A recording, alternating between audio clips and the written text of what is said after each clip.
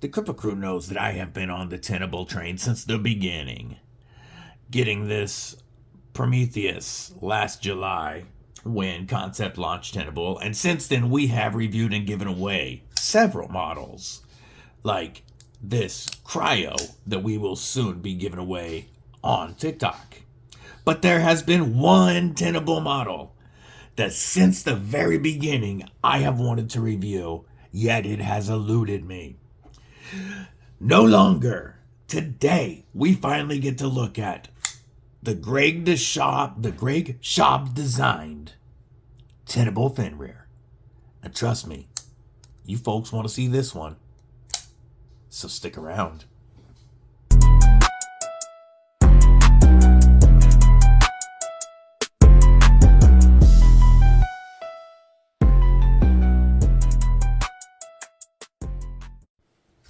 What's up, Kripple Krew? EDC with DBD, disabled but deadly. And yes, we're going back to Tenable today as we finally get to look at one that has been on my list for quite a while.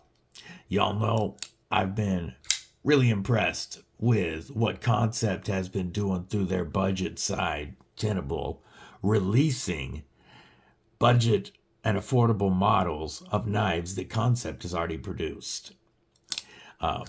This Cryo here is going to be for my TikTok 1500 subscriber giveaway. Stay tuned for the timing on that. And y'all know I've been a big fan of this Prometheus that the Deadly Daughter got me for my birthday last year. Killer knife.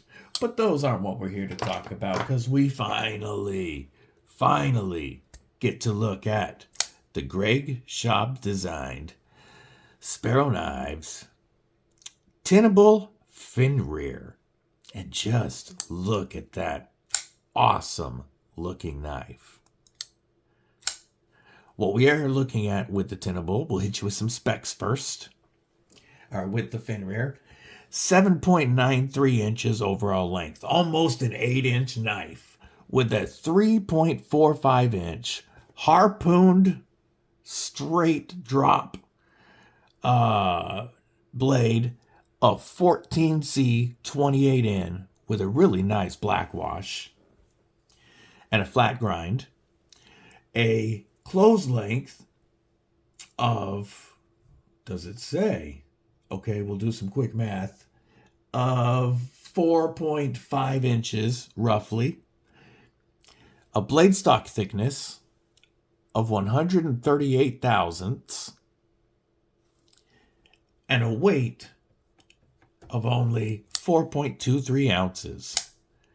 This version, with the aluminum and G10 scales over steel liners, was the Christmas edition. It is no longer available, but they've got versions with aluminum, with micarta, with G10.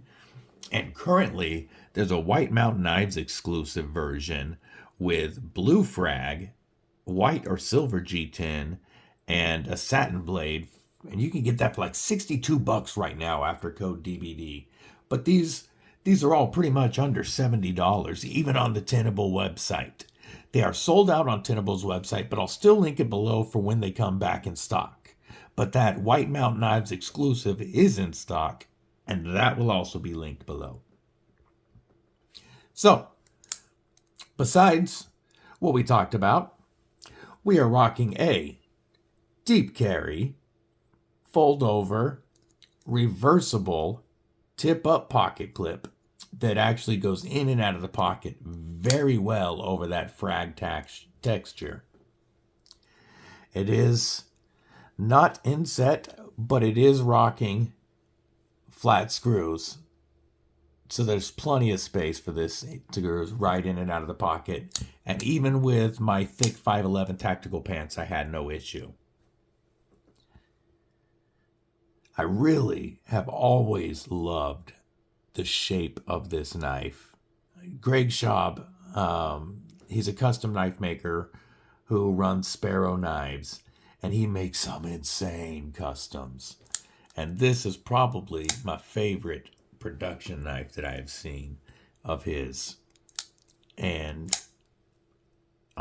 it feels phenomenal in hand. So we're going to skip right to ergos. So with this 4.5-inch handle, I have plenty of room back behind the button and the pivot to get a full 4-finger grip. And I've even got this landing spot here that's really comfortable for my pinky if I have to choke back to get a little bit of reach. But once I come up a little bit, use that jimping right here, I'm locked in. But the most comfortable position for me is using this generous finger choil and the harpoon. And that right there gives me total control over this blade and a lot of strength in cuts. It's also plenty comfortable in a pinch grip. It does have a tip that is at or below the center line of the pivot, but we got quite a bit of belly. It's not too hard to get down, at least because that tip is low enough, but you can use a lot of that belly on a flat surface. Rocket, turn it around to cut some straps or something. It's still comfortable. You know I never recommend a plunge lock for your beef jerky Avenger Defender knives, but in an Avenger grip, I am locked in, capped off, and I have no worries about sliding on any beef jerky juice. Flip it around into a beef jerky Defender grip, and again, not only am I capped off, but now that pocket clip is locked into my hand, and I feel even more secure. The 14C28 in blade is going to provide a great balance for this budget price, giving you very good toughness, high marks in corrosion resistance, and decent edge retention that is actually very easy to maintain at home and very quick to strop back in between sharpenings. I forgot to grab a slice of paper, or a piece of paper. But we'll grab a piece of paper here and check the edge on this. So far, all of my Tenables have come crazy sharp. And this FENRIR is no exception. Tall, flat grind gives us a very slicey edge. And then this knife, as you can see, this tip is very pokey. We've got a distal taper coming down here and providing a very fine tip for piercing. Any utility tasks, that's going to work really well to get in and get you some precision cuts. But if you had to thrust into organic material, this is going to pierce very easily and quickly open up a wound. Definitely kind of a cross between a tactical and an EDC. Works well for either, I would guess. EDC, I know it works well because I have carried this quite a bit since it got here. It's about to head to South Africa for Brother Gareth. This was a trade from War Room EDC to Gareth. And so I have had the chance to carry it now. And I'm a huge fan of the FENRIR and want my own. Let's get you a couple quick size comparisons. Here's the Tenable Cryo, a full-size crossbar lock knife that is only slightly shorter than the FENRIR. How about that Tenable Prometheus, which is going to come in quite a bit shorter than the FENRIR, at least about a half inch. Give you a couple more quick size comparisons of Spyderco PM2, which as you can see is a little longer, not much, than the FENRIR. And one last one everybody knows of, the Demco AD 20.5, which is a fair amount, if we go butt to butt, a fair amount shorter than the FENRIR. So those should give you an idea of the size. Let's do a quick hardware check using our Countycom orbital precision screwdriver. And we are looking at T8s. It is a non-captive pivot, but we are looking at T8 body screws and T6s on the pocket screws. As these pocket clip screws don't have to be removed to take the scales off, I'm not going to complain about T6s for the pocket pocket clip screws. I am happy that the rest is T8s, as the T8 hard screws are less likely to strip. Our action on this is very good. Thumb studs work well. You can slow roll. You can reverse flick pretty much with ease. And you can also, of course, open it with that button lock. Whoops, which is very easy to do. The button itself, is very responsive. And as long as you let go, you've got no bounce out, which is what I like to see.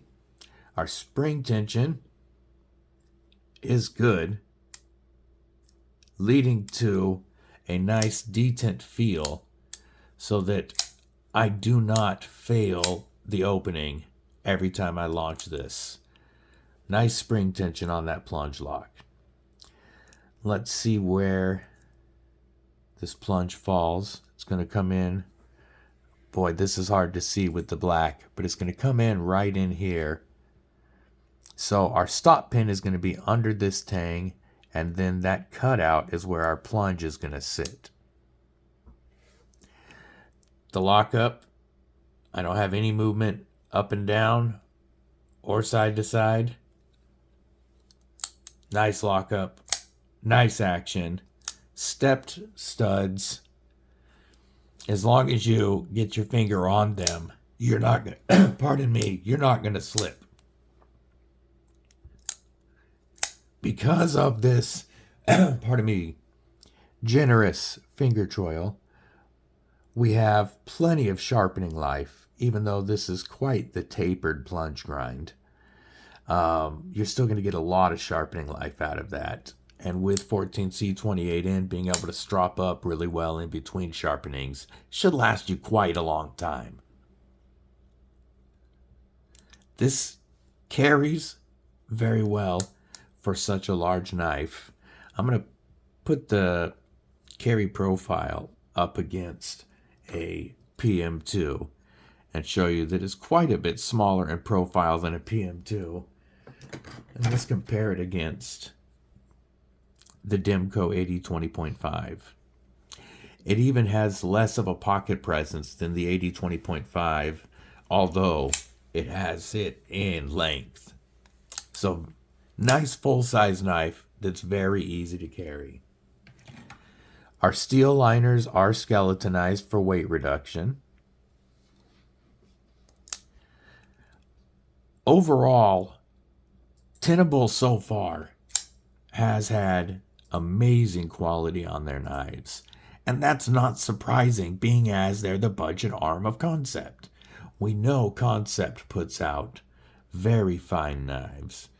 And all that they have done is taken all of their manufacturing expertise and put it into bringing affordable versions of their knives to market under the Tenable name. I'm very excited to see what Tenable brings next. And I would like to know your thoughts on the Tenable lineup so far. Have they picked some of your favorite Concept models to bring to the line? I know that this, as soon as I heard about Concept, I was excited that this was one of the first ones announced, even if you couldn't get it right away. And I think they did a fine job with the Cryo, the Prometheus. The Raphael is a fantastic knife. Overall, I am highly impressed with Tenable, and I think that they are going to be just as big as Civivi for budget knives eventually. I do like that so far they're sticking to knives they know, and they are giving us budget models of knives we already want, rather than just dropping 5 or 6 random knives every month under their budget brand. I like this approach better. Again, I want to know your thoughts on the brand, and I want to know your thoughts on the FENRIR itself. Do you own a FENRIR, Concept, or Tenable? Are you one of the lucky ones that has a Sparrow custom. Either way, let me know. Don't forget, Thursday nights, TNT, Thursday Knife Talks with DBD and War Room starts at 5 p.m. Pacific, 8 p.m. Eastern. I hope to see y'all there. Until then, stay safe, stay frosty, but most importantly, stay deadly.